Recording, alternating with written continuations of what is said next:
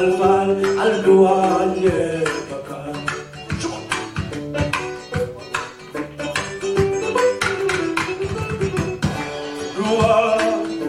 duanye baka mobile alduanye baka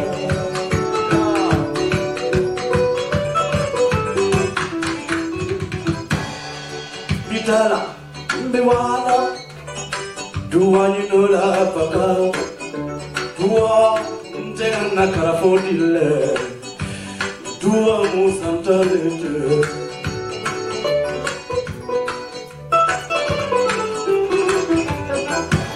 Dua bambiwala Dua nyinola Dua njena karafodile Dua musantalete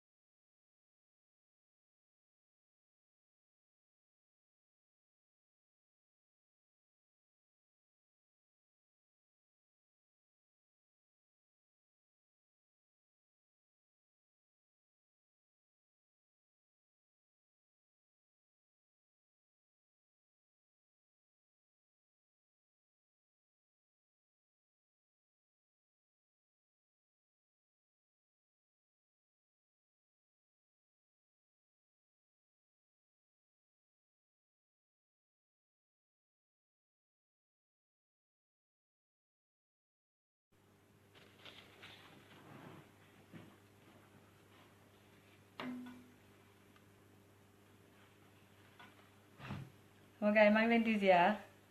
leen di nuyu xaar sama gars yi yegg si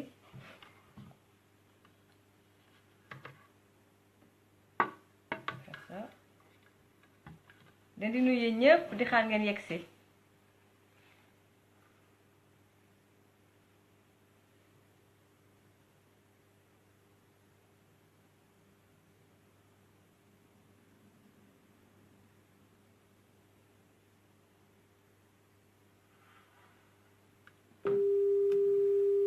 di nuyu Pape Mohamed Fall di Fifita xaw ma ndax yaa ngi ci biir ou pas maa ngi nuyu Fifita maa ngi lay ziar Fifita saa yu ma defee nii parce que sama bakkan yi chaque jour dafay ñaq chaque jour problème mu ñaqu bakkan moom laa am voilà donc sama gars yi commencé nañu di woote di ngeen mën a dugg yéen ñëpp gars yi partagé leen bu baax a baax live bi parce que c'est très très important maa ngi leen di ziar yi ñëpp ngeen partagé ko ndax li ñuy waxtaanee dafa am solo tey ma ne ko lu ñuy waxtaanee Diop Oumy ñu ngi lay ziar Sister Fa Diallo maa ngi lay ziar allo. allo Mati. waa Thiat maa ngi lay ziar de. waa ci la fay Mati. non yow moom zéro faute macha allah. déedéet waay ñu ngi rek. voilà donc xam naa da ngeen nekk ci ay réunion gars yi wax leen ma bu fekkee ne ya ngeen di dégg Thiat bu baax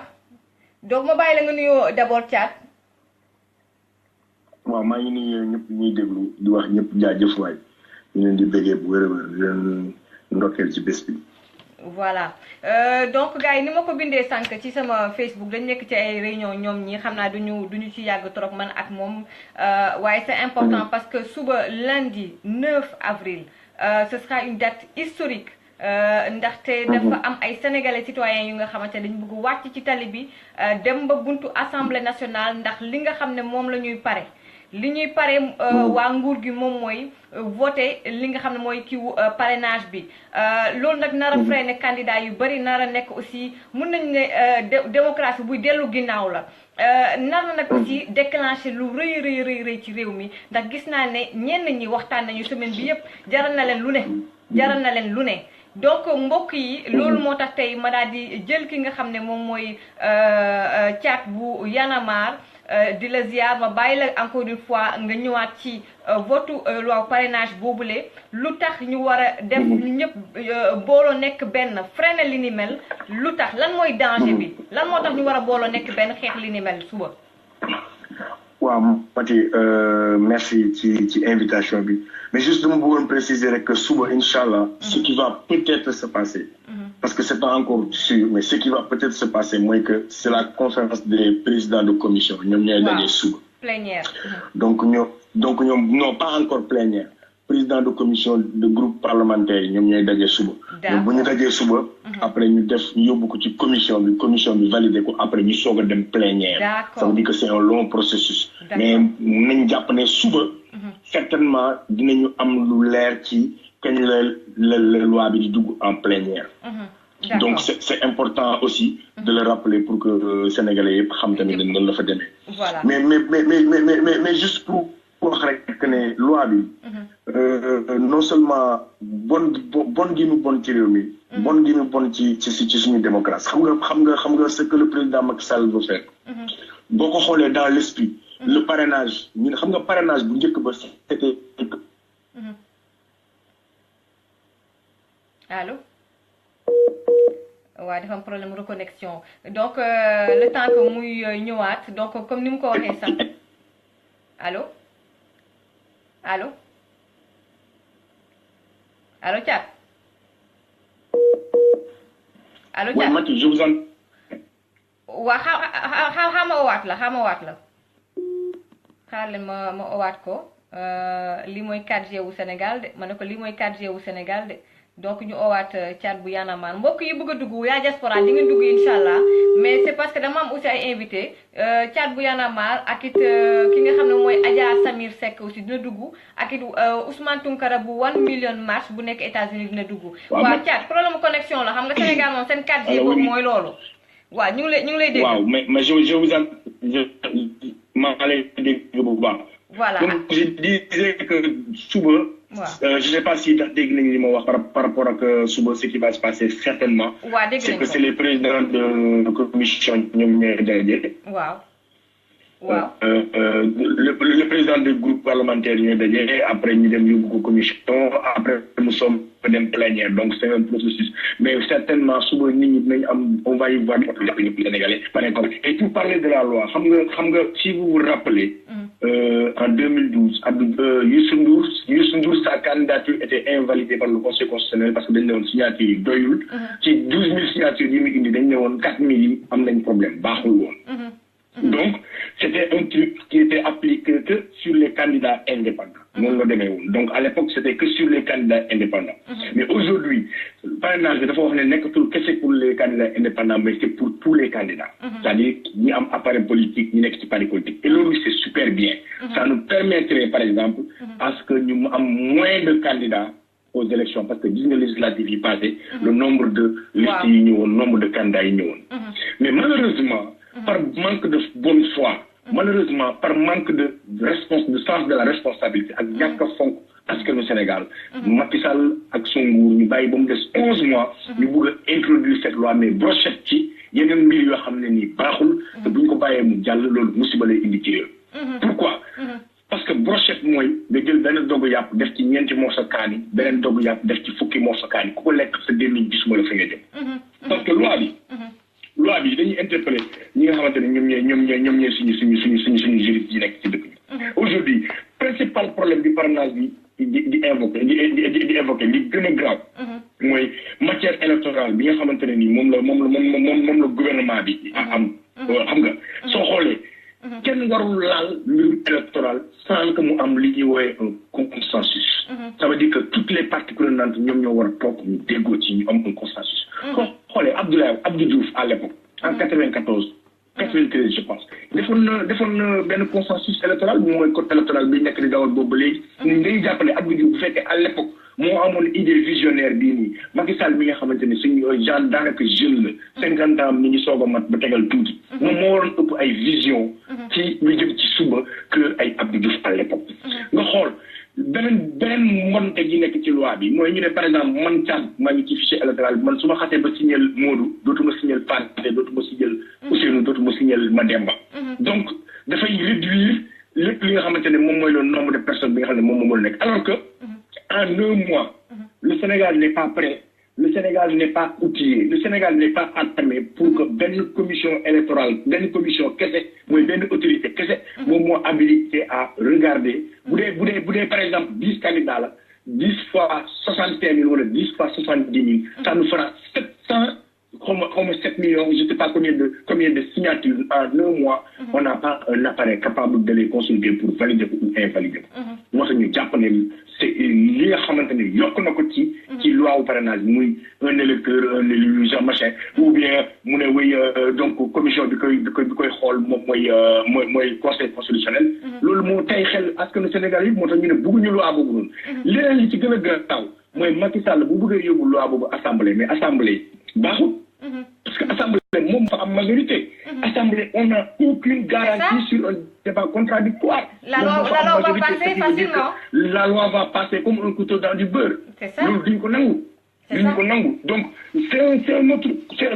problème. C'est un autre problème. Alors que les Sénégalais, ils ont hard Macky Sall aujourd'hui. Mooy li nga xamante ne moo ëppal solo askan Sénégal mooy ñu xool financement au parti politique bi fan lay jógee ça veut dire que Modou dafa bëgg a nekk candidat Modou indi na 65 millions boobu fan la ko Modou jëlee kan moo nekk ci ginnaawam parce que tey ñàkk a seetlu financement des partis politiques moo ñu yóbbee ñu am un président bu ñëw au pouvoir delloowaat réew mi ci loxo tubaab yi ndax tubaab yi ñoo ko joxoon xëy na ay xaalis tubaab yi ñoo ko joxoon ay affaire jox leen contrat yi jox leen marché public yi jox leen dossier public yi jox leen suñu ay ressources loolu moom moo nekkoon le premier problème bi nga xamante ne tey jii moo doon intéressé Sénégalais yi su ko yokkoon ci parrainage bi ñëpp dañ naan gongo su yokkoon ci parrainage bi ne waaw mënoo ñëw rek ñu ne ginnaaw suba ne élection rek nga ñëw bokk mun nga toog bañ ne bu defee 2 ans 3 ans fokk nga ñëw ci réew mi nit ñi xam la nga commencé stamp commencé am ay signature ça doit être un processus bu toll ci 3 ans ou 4 ans avant les élections pour que Sénégalais yi am ci maîtrise pour que Sénégalais yi comprendre ko déglu ko mais yooyu yëpp ay détails la li am ba am solo mooy li Sénégalais yi war a jàpp tey jii nii mooy parrainage bi suñu ko bàyyee mu jàll li Macky Sall bëgg a def dina indi réew bi ëllëg ji laa waay parce que dafa jël li nga xamante ni moom la Sénégal yëpp joytu mu ne waaw comme yéen li ngeen di joytu xaaral ma jël ko man nag yokk ci tëgg ko nam ma neexee maanaam tëggam dafa rax lu luubal dafa rax c'est-à-dire parrainage bi comment dire yow da nga jàpp ne parrainage bi dafa am lu xaw a vicié tuuti parrainage bu fekkoon ne bañ golo gu jóg rek bokk ci élection yi ba tey baax na pour li xewoon ca législative bi liste yu bari yi loolu dafay jàppale sax ñu bëgg ñu war a choisir ñun électeurs yi mais dafa am lu rax ci mbir mi mooy dañu ko bëgg a jël ngànnaay par rapport ak yenn probable adversaires yi donc bu président Macky Sall donc il faut ñu leeral loolu parce que am na benn internet boo xam ne en parenthèse gars yi man sama live en général du am ay saaga donc voilà donc fii même ñu rax sax dama leen di avertir ne ñu suñu live échange d'idées la amul ay saaga donc loolu parenthèse la donc am na ku souligner léegi ne gars yi loi bi parrainage bi baax na parce que comme ça golo bu yëg rek jóg rek du mën a bokk ci élection mais dama bëgg nga gën a appesantir ci côté boobu moom mooy dañ ko bëgg a jël xeexee ko donc comme d'habitude ñoom lu ñu jël rek nga ne baax na dinañ ci am lu vicieux luñ ci boole lu ci bokkut. mais Maty li gën a graaw mooy moom référendum bi premier point référendum bi c'était par rapport à ça. Premier point référendum bi c'était la modernisation des partis politiques et dans le système démocratique naka la ñuy fexee ba nga xamante ne léegi ñu moderniser les partis politiques naka lañ koy moderniser les partis politiques organisation boobu moom il a détaillé sur son référendum il y a 2 ans tu peux pas appeler les Sénégalais à un référendum il y a 2 ans dépenser ci autant de milliards de francs de nos francs ci suñu contribuable même pas 2 ans après nga introduire une autre loi pour yow weddiwaat la nga proposé woon Sénégalais yi je pense que loolu aussi loolu rek mooy premier problème bi nga xamante ne moom la fi bi posé nous sommes tous amul Sénégalais booy fëgg laaj ko te newu la parrainage pour tous loolu baax na maanaam képp kuy candidat ñu xam candidat bi mooy kan fan la toll nu mu demee pour éviter xuur dabu bu nekk ñëw ne man candidat la indi sa xaalis rek ñëw nekk élection loolu tout le monde est d'accord sur ce principe mais lam tëggaale ci loi bi doomu adama yi àndul d'accord ak fam bëgg a yóbbu loi bi jaarale ko foofu la Sénégalais yi àndul mënuñu nangu nga def une loi mais expresso tëgg ci leneen loo xamante ne dafay éliminer ay potentiels candidats benn ñaareel ba ñuy vérifier la validité de ces candidatures là instrument ba nga xamante ne moom la ñu fi am muy benn jumtukaay boobu muy conseil constitutionnel armé wuul amul autant de amuñu matériel nécessaire ni en temps ni en matériel logistique de pouvoir xool si ces 10 candidats mooy ay 710 millions ay 67 millions de Sénégalais ñu xool ay signature dafa mel ne tey jii ba pare li gën a grave mooy c'est très facile de le falsifier parce que en dehors de la signature, toutes ces informations qui existent sur le parrain, il déjà sur le fichier électoral parce que faut de clé, ce tour, ce centre, avec ce bureau de vote, avec ce numéro 4 d'entrée, numéro 4 d'entrée. À part la signature, est-ce que le Conseil constitutionnel va appeler les 700 000 Sénégalais qui vont signer pour demander la signature bio ou le bio? Et le 19 qui on écrit ne sait pas signer. Donc, il y a un problème. Il y a un problème. Nous, Sénégalais, nous avons fait une loi pour l'Assemblée. Une assemblée pour la majorité. Ça veut dire que pour les Sénégalais, pour les Sénégalais, voilà, où êtes-vous? Donc, je pense que Tchad Bouyanamar, par rapport ak loi au parrainage bi ñi nga xamante moom la ñuy mbébét yéen lan moo ci nar a doon pour fàttali internet yi door a jël laaj bi en cours lan moo ci nar a doon yéen seen taxawaay. waaw ku wax où est-ce qu'on est moi je pense que dama koy wax mu dem revisiter tuuti un peu xool fan la ñu nekk parce que ñun boobu léegi ñuy wax fan la ñu nekk ak ci lan la ñu nekk quoi. loi bi moom mooy on va dans le même sens que tout le monde. Que tous les Sénégalais avertis. On appelle à la mobilisation. C'est un autre 23 juin qui va se passer. Que Sénégalais yëpp nañu génn le jour des plénières. ñëpp taxaw wane ne les députés. Il y a les députés légitimes, les députés légaux, les députés légaux, nous avons voté l'Assemblée nationale. Mais nous, le peuple, nous sommes les députés légitimes. Nous avons fait une loi appelle à la mobilisation forte des Sénégalais. Parce que nous pouvons à leur sens de responsabilité, à leur sens de la détermination. Que les Sénégalais nous pouvons une loi, nous pouvons c'est une démocratie, nous avons Macky Sall de l'homme. En tout cas, le loi Macky Sall, deux mandats de dina fi toog ba saa yu ko neexee. loolu moom parti unique loolu mooy parti unique la defaat rek. voilà jamonoy Senghor moom la bëgg a defaat rek. waaw moom bu ñu ko bàyyee mu jàll foofu la ñuy delloowaat. day grave trop. Ismaïla li gën a grave mooy il n'est pas clair sur la rétroactivité de la loi bi ñu voté woon ci référendum bi 5 ans yi ndax day commencé ci mandat bi wala ndax day commencé ci prochain mandat wala ndax xam na bu léegi kenn xamul ça veut dire que les mêmes problèmes vont se poser. dinañ taxawaat encore di xeexaat troisième candidature Macky Sall wala autre chose. yooyu yëpp dina amaat. Ça veut dire que rien n'est clair. Les textes sont pas du tout clairs. Juristes yëpp jaaxle nañ constitutionnalistes yëpp jaaxle nañ. Mais encore une fois, quand Macky Sall a appelé les Sénégalais à voter son référendum, on a battu campagne, on a dit les Sénégalais ne votez pas oui, votez non, votez non, votez non. Mais malheureusement, xam nga réew mi noonu lay demee. Les gens après lañuy rendre compte ci voilà lii moom moo lii la waa ji doon wax. lii la waa ji doon wax mais malheureusement. foofu la ñu toll quoi fi ñu toll maintenant xëy na li weesu na mais fi ñu toll aujourd'hui mooy mobiliser wu pare xeex loi bi mu bañ mu jàll. waaw de toute façon le garde des Sceaux certainement lire nga ko Ismaïla Madior Fall nee na 23 juin moom xel xalaatu sax mu amaat Sénégal donc loolu bu kenn nekk fi naan ñu ngi pour rassurer la population que ni gars yi nee na bëgguñu loi parrainage waaye 23 juin moom xam na ne dootul amati mënatu fee amati ma bàyyi la nga tontu le garde des Sceaux ak it sànq wax nga ko mais dinañ ci ñëwaat moom mooy doon suñu dernier propos yi par rapport ak yow Ismaïla Diouf talibé Serigne Saliou nee na qu'est-ce que vous proposez? Attendre que 80 candidats déposent leur candidature, bien évidemment. Qu'est-ce que vous proposez? Qu'est-ce que vous proposez? Donc, est-ce qu'il faut attendre que 80 candidats nous déposent cette candidature pour l'élection? Qu'est-ce que vous proposez? Je pense que tu en as parlé, mais mon gars, oui, donc d'abord, garde les Sceaux, vous avez 23 juin de Amat et que loi de Diallo, mon discours là, commentaire. Je pense que Abdoulaye Wade avait tous les moyens nécessaires, premièrement pour emprisonner, mater, tabasser, tuer tous les Sénégalais. Puis Sénégalais, Guinée, Bibou, Assemblée, Hamel, de reculer, de Diallo. Abdoulaye Wade était beaucoup plus armé que Macky. Et le Macky Sall, il se dit que ni les demain. Ouais, la surprise et le réveil sera très douloureux parce que c'est le peuple qui est prêt. C'est un peuple qui est plus averti, un peuple qui comprend mieux son rôle et sa responsabilité. Parce que loi bi joré yalla nit ñi dinañ def li ñu wara def. Xëy na nag xanaa ni moom dinañ maté wala ñu teg grave loolu moom yàgg nañ ko fi gis. mais que nit ñi ndax nit ñi dinañ toog seen kër yi loolu moom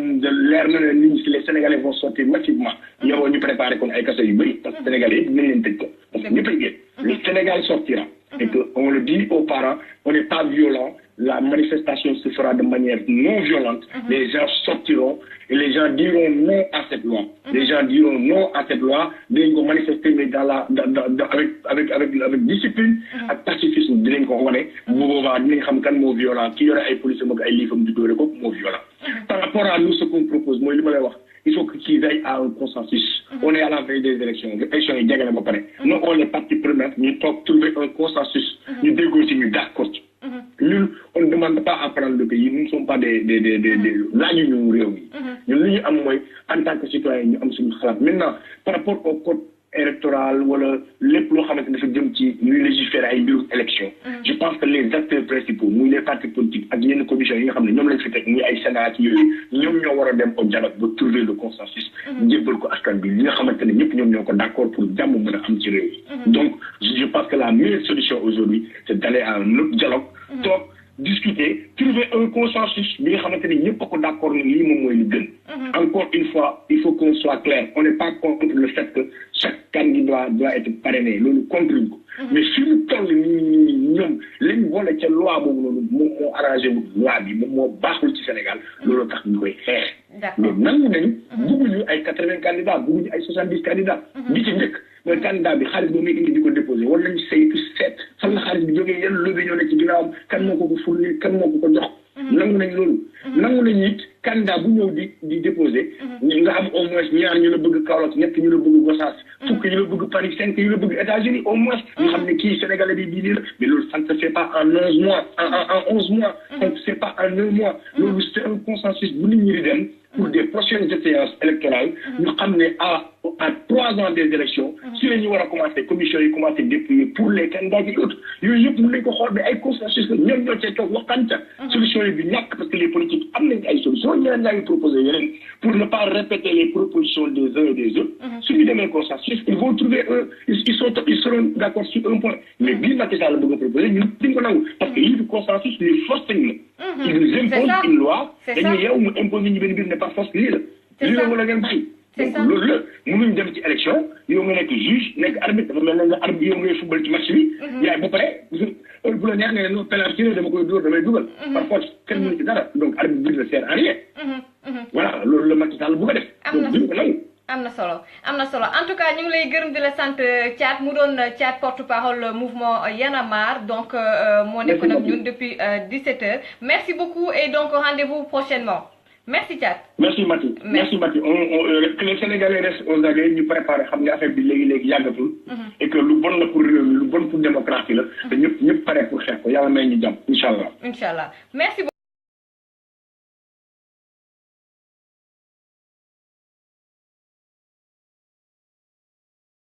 dans les régions des villes allemandes tamit ñu réagir. parce que ñu ci bëri maa ngi leen di jéem a contacter mais il me semble que voilà donc. ok ñoom xamuñu lu xew. le message est passé parce que il paraît que même Munich il paraît que même. waaw voilà. ok même Louis-Jean ok merci beaucoup Louis-Jean merci beaucoup. merci à bientôt. merci voilà gars yi suñu dernier intervenant Idrissa Sylla parce que j'ai l'impression que c'est un apériste ou bien il est pour le parrainage en guise de conclusion monsieur Sylla en 2 minutes parce que c'est déjà l'heure Malaysia di la nuyu lan nga mën a wax ci parrainage bi parce que da ngay opposition bi lu tax ñu ragal parrainage bi. waaw merci Mati man en fait je suis pas apériste je suis de Benno Bokk Yaakaar et je suis membre du PIT. Parrainage bi bon dama gis ne grief yi opposition bi joxe. moo di que waruñu demander parti politique yi ñuy def parrainage mais seulement les indépendants. bon ma jàpp ne fii c'est pas des partis politiques mais ce sont des candidats individuels parce que présidence la ñuy wax élection présidence. bon en plus ñoom waxuñu ne bëgguñu parrainage mais boo dégloo seen discours ba si mercredi passé avec la sœur là du PDS dañu ne dañoo ragal ne bu ñu defee parrainage alors dañuy infiltrer liste yi def ay double signature pour mu dootul valide. bon donc ils n'ont pas confiance la ñu wax. en fait au régime mais parrainage bi pour man Mati boo xoolee tigi kenn mënu ko bañ parce que parti bu ne dafa bëgg candidat am nekk président mënul ñëw di taxaw si kanamu Sénégal ne leen mënuma am 1%. donc boo xoolee dans le non monsieur Sylla waaw non mais voilà xam nga gars yi parfois dañ maanaam bàyyi nit ki développer et tout mais parfois il faut que pour débat bi mun a ñu mun ko mu gën a mun a intéressant et tout il faut que ma couper nit ki sama style d'interview la ma couper nit ki pour mun ko relancer waat ci kii bi monsieur Sylla waaw c'est le temps mënuloo wax nit ki même booy laaj baatu réew mi il faut être quand même logique. Mënuloo en un laps de temps nga demander tant de signatures on est au Sénégal def campagne c'est des moyens il faut s'organiser il y a beaucoup de choses à prendre au préalable donc la loi a été cette proposition est viciée par beaucoup de choses donc tey jii naka la voilà damay bàyyi nga tontu ci loolu mooy temps le laps de temps le temps qui est court pourquoi ñu bàyyi ba ñu songu élection yi à quelques mois ou bien à moins d'1 an nga bëgg indi ay coppite bëgg indi ay yenn réglages pourquoi ça. waaw merci argument boobu maa ngi koy soog a dégg ça veut dire que yow li ngay wax nii du loolu lay opposition bi wax. opposition bi waxuñ dafa am l'opposition ne dit pas qu'elle a un problème de temps l'opposition dafa ne waruñu laal constitution bi que parrainage bi d'accorduñ si parce que waruñu di demander parti politique yi li ñu waroon bàyyi juste rek indépendant yi def ko. bon moo tax ma ne parti politique du moom mooy demander bon beneen affaire bi moom ma ne may ma yeggali. monsieur Sylla même foofu man je ne parle pas au nom de l'opposition parce que man je suis apolitique jëluma fi ay membres de l'opposition instant bi nii mais des Sénégalais ont commenté nee nañu pourquoi ñu bàyyi ba à quelques mois ñu changer les règles du jeu pourquoi en un laps de temps ñu war a demander fii ci commentaire yi xam naa su ma toogee comme yaa ngi doon commentaire dinaa jël sama temps lire ak commentaire yi ma copier la ko envoyé waat la ko jël sama temps. Donc, copier le envoyer c'est-à-dire en un laps de temps, tu veux que cette personne demande n'est en pleine campagne, il est dans Tibir région et tout cela, que vous changer les règles. C'est ça qui est bizarre quand même. Wow, mais Mathieu, da nga wax sa commentaire wax les Sénégalais. Bon, man tay suma dafa melne dina la laaj ci ben affaire après delu ci sama qui pour terminer dal. Xam nga bo né les Sénégalais je vais me poser encore des questions parce que vous faites que dañuy basé sur les commentaires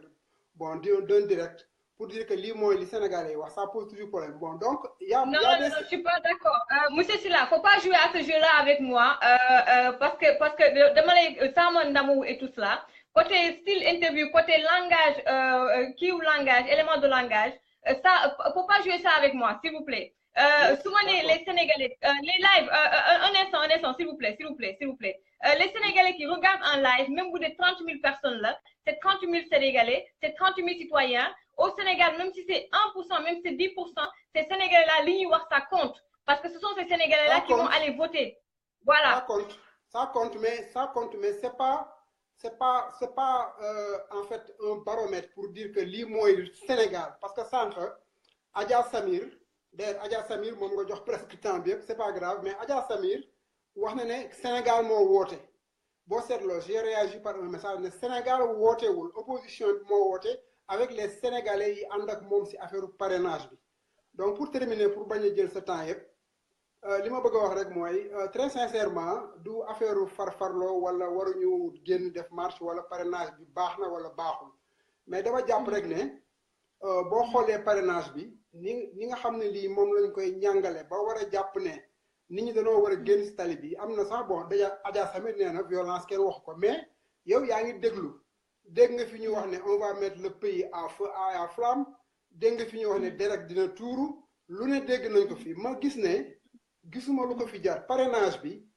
li ñu bëgg a comparer le dossier du parrainage avec le dossier en fait du 23 juin 2011 loolu day nekk une fausse comparaison je pense que les contextes sont différents. La cause est différente ku mu neex nag nga ne d'accord ma si parrainage jaral na ma génn nous sommes en démocratie mais dama wax man Idrissa Sylla gisuma problème bu nekk si parrainage bu war a tax nit ñi ne jaral na leen lu ne léegi nag sànq am na ñu wax ne lan moo tax ñu dem d'ailleurs Adja Samir moo ko wax que lan moo tax ñu def en fait concertation ña fa nekk amuñu représentativité ñuy décider mais li mu waroon wax kay mooy lan moo tax opposition bi demul wax ñu conditions yi opposition bi tegoon lan moo tax en fait le pouvoir accepté conditions yooyu su ko defee foofu ñu mën a discuter mais opposition bi demul donc ah waaw nga baal ma parce que waroon naa arrêté depuis 10 heures également Antonio Essène nee na pourquoi le parti au pouvoir ne l'a pas proposé lors des référendums maanaam lii nii parrainage bi lu tax moom proposé wuñ ko depuis ci jamonoy référendum pourquoi loolu. lu tax proposé parrainage bi jamonoy référendum. en fait loolu mat xam naa dina jafe ma toon si maa ngi gis sa auditeurs yi ak ay front rouge donc les gens sont pas contents mais je vous dis que cela importe peu ku nekk am nga sa position mais dama wax ne mënuma répondre à la place du pouvoir xaw ma ndax au moment du référendum ils avaient cette idée ou ils avaient pas l'idée mais de toute façon li am important mooy ñu xool est-ce que parrainage bi dina assainir en fait la vie politique parce que ñu bari ñu doon wax ne parti yi dañoo bari Sénégal et que dañoo war a xool lu ñu koy réglementer aujourd'hui peut-être ils ne sont pas d'accord que parrainage bi mën na participer à réglementer et à assainir le champ politique ñu bari dañu jàpp ne parrainage dañ ko def pour liquider les candidats donc c'est un problème de manque de confiance qui se pose je ne pense pas que parrainage bi ñu def ko pour liquider ay candidats wala pour empêcher à des gens d'être candidats donc moo tax ma wax sànq lan la ñuy ragal ci parrainage bi bu dee vraiment bon wóolu na waaw mais justement xam nga et là vraiment ñu jeexalee foofu parce que là je suis même un peu fatiguée gars yi nee nañ pourquoi ñu bàyyi ba léegi on change les règles du jeu là ce sont des Sénégalais comme vous ñoom ñoo la koy laaj ah may ma liral la kii nee na may ma liral la ko nga may ma rapidement rek vas-y kii nee na pourquoi on change les règles du jeu en plein truc voilà référendum bi déjà référendum il y avait plein de points mënoon nañ ko ci boole mais defuñ ko ci yow mënuloo tontu ci loolu parce que xam nga ne boobu ñëw ba ci biir à quelques mois des élections nga indi ay yenn soppite c'est louche c'est normal que nit ñi ñuy am xel ñaar d'autant plus que ce gouvernement là te bu fekkee ne Macky Sall il avait dit que 5 ans moins dans 5 ans moom lay def ñu wëlbati mbir mi à wax waxeet ak pas mal de choses qui nous avaient promis defu ko mais naka la ñu mën a amee confiance en ce président là et son gouvernement donc voilà impossible de changer les règles du jeu en plein jeu Mbacké Babacar Touba Ndiaye moo ko wax moom aussi c'est un Sénégalais comme yow le parrainage est bien je ne fais pas confiance à notre administration beneen Sénégalais moom moo ko wax keneen ki nee na aussi avec tout le respect qu'on vous doit que vous êtes de mauvaise foi mais je suis désolée voilà voilà donc voilà ce dernier mot lan la. waaw sama dernier mot mooy de toute façon ku nekk na nga def li dal sa xel l'opposition veut aller manifester demain ils ont ce droit. mais man dama wax rek ne sama conviction mooy que 2018 n'est pas 2011 et que comme ni ngeen ko waxee sànq opposition bi capacité bi front bi amoon en 2011 opposition bi amu ko actuellement donc bu ñu naagu yaakaar ne mën nañu génne le peuple sénégalais dans la rue maintenant ils auront mobilisé ce qu'ils auront mobilisé et maintenant chacun entrera dans les conclusions moo xam opposition moo xam en fait régime bi la mais ñaan yàlla rek que jàmm moo fay am et que les gens vont s'exprimer mais ce qui est sûr bon si le projet de loi est présenté au niveau devant les députés en fait la loi va passer parce que bon majorité de députés yi en fait ils sont pour cette loi léegi nag ban gisuma fii ak suba lan moo war a tax régime bi reculer sur ce projet là alors l'opposition souhaite qu'il y ait une mobilisation forte pour faire reculer le régime bon mais on verra bàyyi naan opposition bi monsieur Sylla opposition bàyyi naan opposition bi y a des Sénégalais ñun sànq Oscar Thiel dafa wax na ko man sama groupe par exemple y a que des immigrés je suis avec des immigrés am na ni ils sont pas politiques du tout ils sont foncièrement contre le parrainage respectez ces Sénégalais-là. Il y a beaucoup de Sénégalais ils sont contre cette loi du affaire parrainage bobo. S'il vous plaît, il faut faire confiance. Man, je suis ni pour l'opposition ni pour le pouvoir. Bon, je retire le mot opposition. Je dirais que, bon, je les respecte. Je dirais que une bonne partie des Sénégalais, une bonne partie du peuple sénégalais est contre le parrainage. À l'heure où nous sommes, moi personnellement, j'ai un critère d'évaluation pour dire que c'est la majorité. donc moo tax sama opinion rek laa mën a wax li si des nag en fait yàgg raw li bët bu subaa foo la ñu mën a xamee est-ce que peuple sénégalais dans sa majorité ñoo bañ parrainage bi bu fekkee loolu la je crois que le pouvoir va reculer comme Abdoulaye Wade avait reculé en 2011 parce que loolu la 2011 quand ils ont voulu nous imposer ce projet rétrograde pour 25% ñu fal président couplé en fait d'une vice-présidence pour ñu delloo ñu ginnaaw nit ñi bañ ko ñoom ñu reculer si les conditions de 2011 se présentent demain je crois que le pouvoir aussi va tirer les conséquences mais man sama conviction laa wax que parrainage bi en fait bon gisuma si problème quoi maintenant pourquoi ñu nekk ba léegi ñu koy imposer lu tax defuñu ko si référendum bi je ne sais pas mais condition nit ñi condition opposition bi là je parle des partis je ne parle plus du peuple et des Sénégalais mais condition opposition bi dañu ne de deux choses l'une soit ñu jëlee ministre de l'intérieur jox ministère bi un indépendant soit ñu génne la direction des élections au niveau du ministère de l'intérieur après ñu def en fait une commission nationale électorale et que aussi su boobaa la ñuy soog a war a ma donc les même conditions yi opposition bi joxe pour participer aux élections c'est pas seulement par rapport au parrainage même tey parrainage bi bu ñu noon bàyyi nañ ko taxul ñu ne léegi les conditions se réunissent pour ñu dem aux élections dans la sérénité l'opposition a beaucoup de conditions yu mu posé actuellement sur la table là donc la question que je me pose même mooy est-ce que opposition bi dina participer ci élection présidentielle donc parrainage bi ce n'est qu'un point mais le problème c'est qu'il y a une rupture de dialogue entre l'opposition et le régime et cette rupture de dialogue là la ñu war a xool lu ñu koy dindee pour que le dialogue reprenne pour que nit ñi tombe d'accord sur quelque chose pour ñu mën dem aux élections dans la paix loolu laa wax di jéggalu s'il y a des dérapés et puis je remercie tes auditeurs bon je sais que je peux être minoritaire dans le panel parce que les fronts rouges ñoo ëpp bon mais ça me gêne pas je suis satisfait que jox nga ma cette opportunité mais exprimer son point de vue maintenant ñu koy partager dañ ko partager ceux qui sont contre seront contre je leur donne ce droit. Merci beaucoup monsieur Sylla merci beaucoup. je t'encourage je te remercie. merci beaucoup merci. voilà monsieur Sylla wax nga ko donc ñu leen wax bye bye monsieur Sylla wax nga ko loolu mooy refléter et j'espère vraiment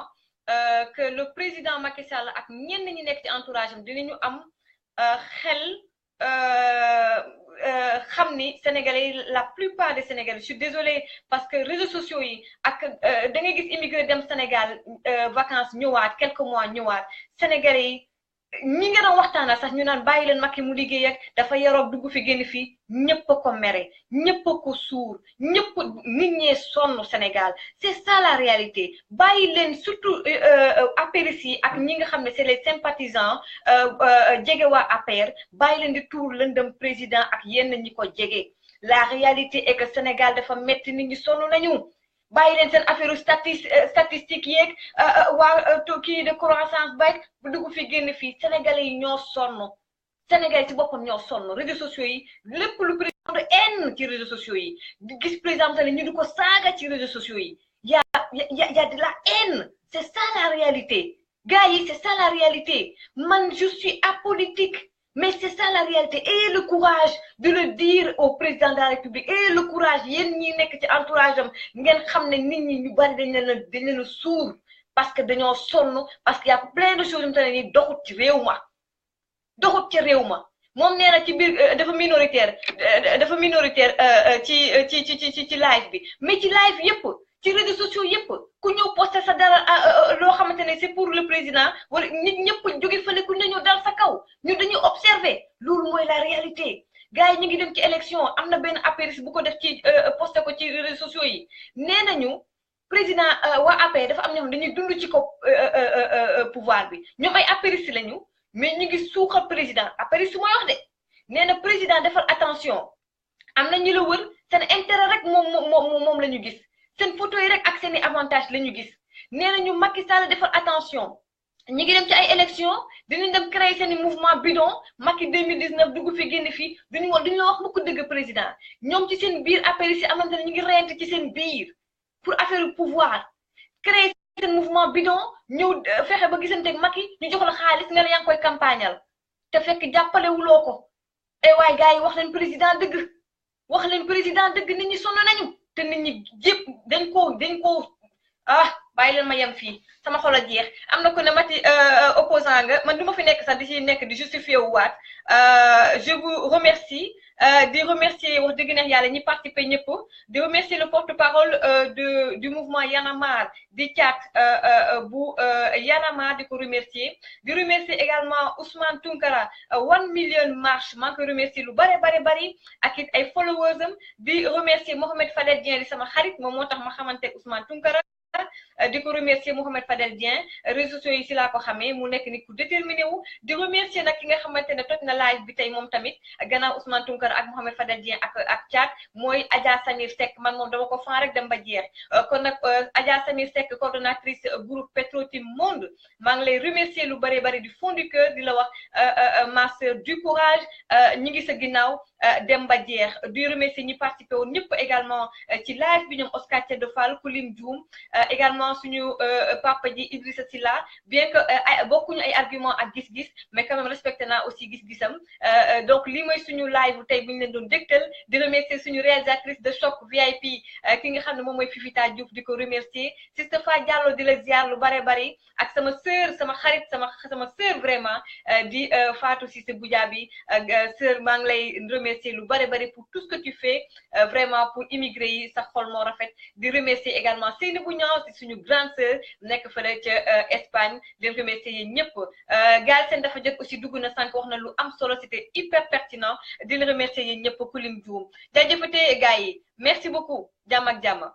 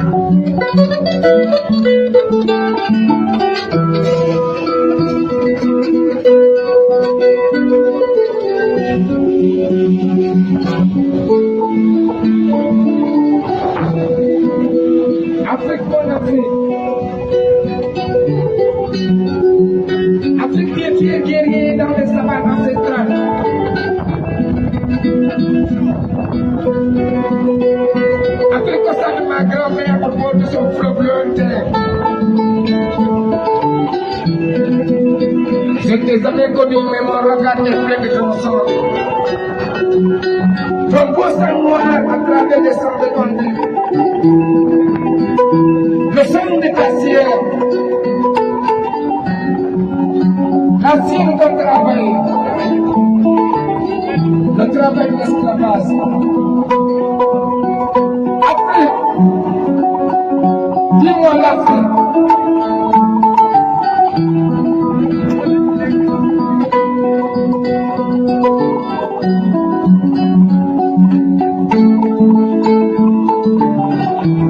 Assalamualaikum mati.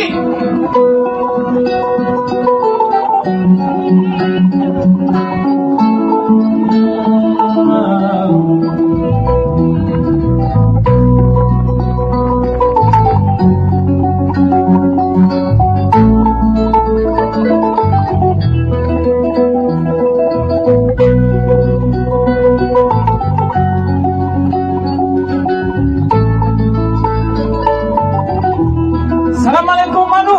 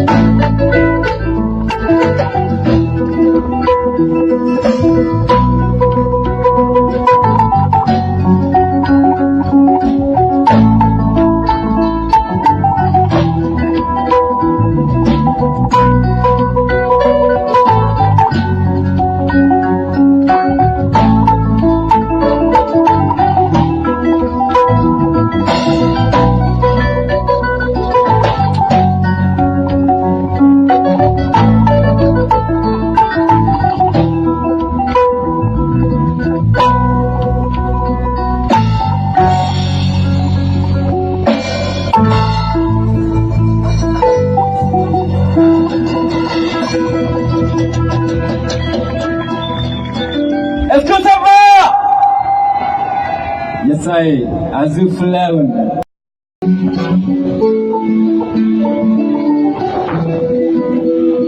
Afrique, mon Afrique.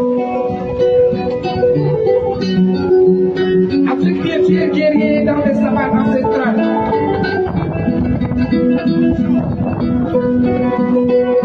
Afrique au sein de ma grand-mère au bord de son fleuve lointain. Je ne t'ai jamais connu, mais mon regard est plein de ton sang. Ton beau sang noir à travers les sangs de ton lit. Le sang de ta ciel. La sienne de travail. Le travail de l'esclavage. Afrique. Dis-moi l'Afrique.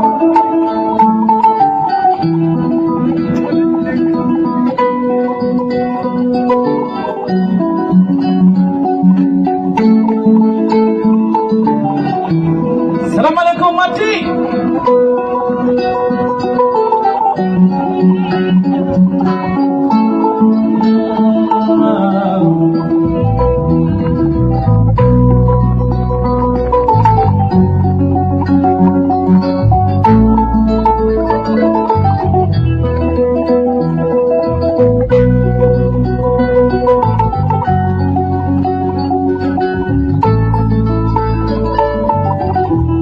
Salam alaikum Manu.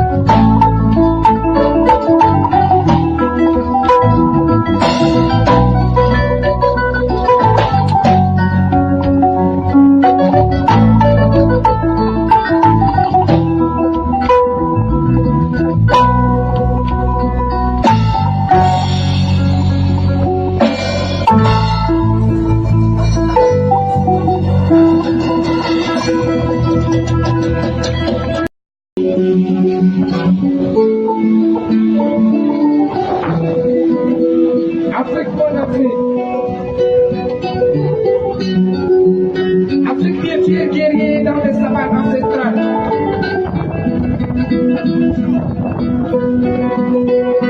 Afrique au sein de ma grand-mère au bord de son fleuve lointain. Je ne t'ai jamais connu, mais mon regard est plein de ton sang. Ton beau sang noir à travers les sangs de ton lit. Le sang de ta ciel. La sienne de travail. Le travail de l'esclavage. Afrique. Dis-moi l'Afrique.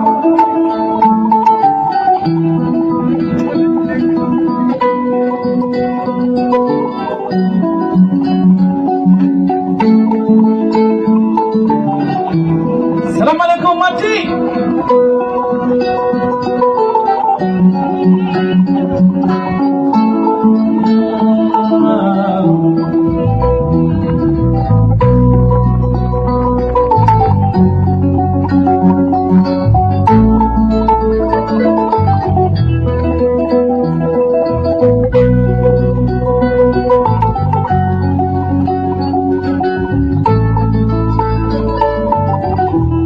Salam alaikum Manu.